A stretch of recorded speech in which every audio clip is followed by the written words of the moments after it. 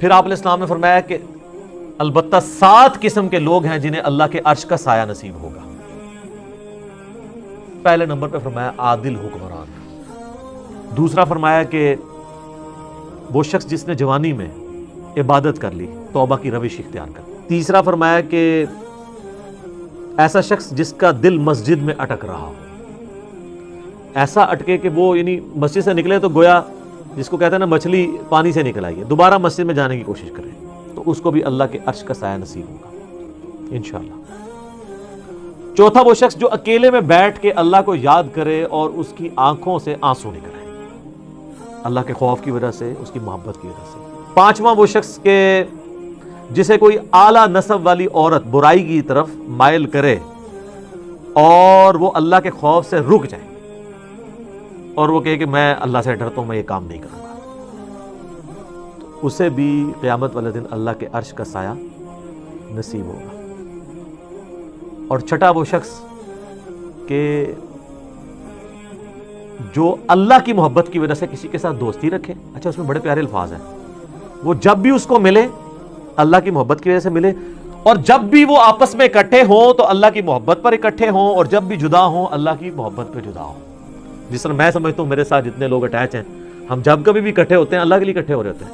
اس category میں نے تو اللہ کے شکر میں امید کرتا ہوں کہ میں بھی اپنے بھائیوں سے, یہ میرے بھائی جو مجھ سے دوسرے شہروں سے بھی ملنے آتے ہیں نا, وہ فقط اللہ کے لیے ملنے آتے ہیں. تو اس کیٹیگری میں تو ہم فال کر سکتے ہیں بڑی آسانی کے ساتھ کہ جب بھی وہ اکٹھے ہوں تو اللہ کی محبت کی وجہ سے ہوں.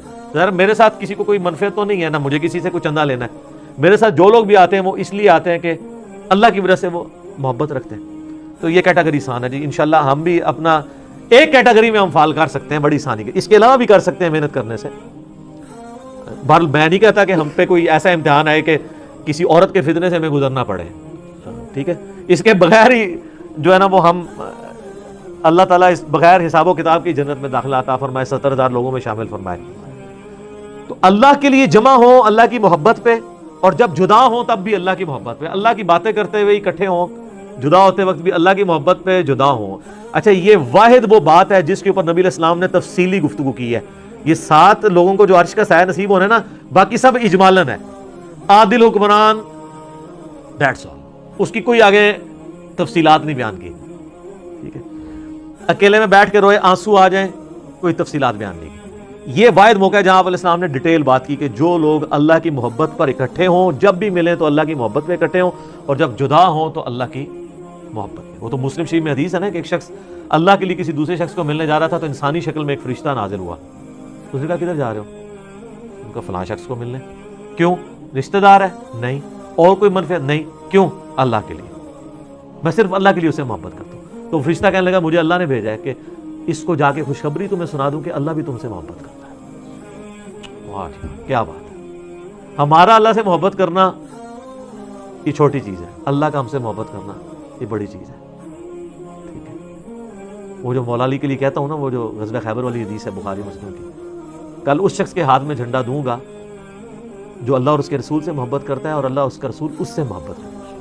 دیکھیں, اللہ رسول سے محبت کرنے والے اس وقت بھی اللہ کے فضل سے کروڑوں میں ہیں, لیکن آپ مجھے کسی ایک پہ انگلی رکھ کے کیا گارنٹی سے کہہ سکتے ہیں کہ اس سے اللہ اور اس کا رسول بھی محبت کرتے ہیں؟ صرف اس نے ظن نہیں رکھ سکتے, لیکن میں کئی لوگوں کے بارے میں گارنٹی دے سکتا ہوں کہ وہ اللہ اور اس کے رسول سے محبت کرتے ہیں, واقعی کرتے ہیں, چاہے ان کے نفس میں سستی بھی ہو.